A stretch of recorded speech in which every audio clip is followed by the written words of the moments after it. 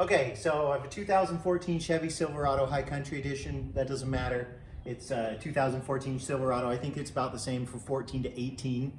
And one time I was, go ahead and come back around here. One time I had a mattress back here and I had forced this thing shut. And then when I went to open it up and get the mattress out, I pulled on this tailgate latch and it basically just gave way.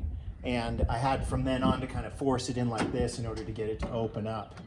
Well, I tried to find some videos on fixing this and I couldn't really find anything. I found things on replacing the latch, but I didn't think I needed to do that. So the way to get in here is not with this, not through here, but to go in through the back of the tailgate.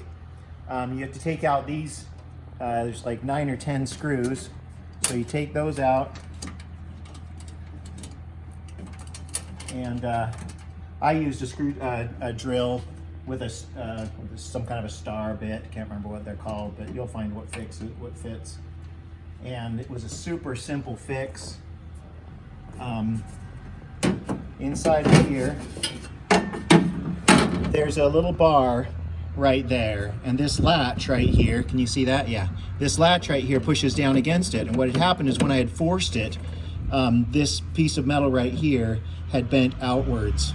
And so literally all I did was I took a screwdriver and I forced that thing back in. You want to be careful you don't pop anything else or break anything else, but it allowed for me to put a little force on it, and I just pushed that back in a little bit. And then I literally just took my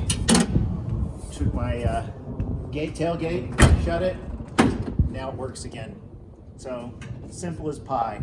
Just open that up, bend that thing back to where this latch here has a little bit of force against it, and you're good to go.